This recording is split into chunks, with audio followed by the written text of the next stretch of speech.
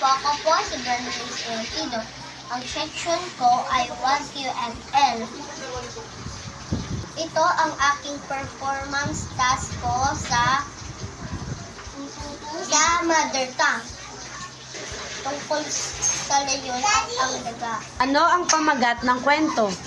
Ang pamagat ng kwento ay si leyon at ang daga.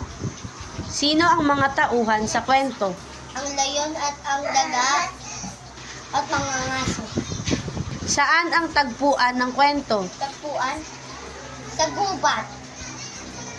Ano ang tatlong mahalagang pangyayari sa kwento? Gising ng daga ang leyon dahil makulit to. Pero pinatawad siya ng leyon.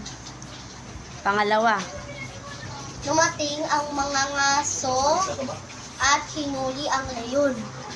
pangatlo, Niligtas ng daga ang leyon. ano ang aral na mapupulot sa kwento? Maging mabuti para makatanggap ng kabutihan. Ayun lang po, teacher. Bye!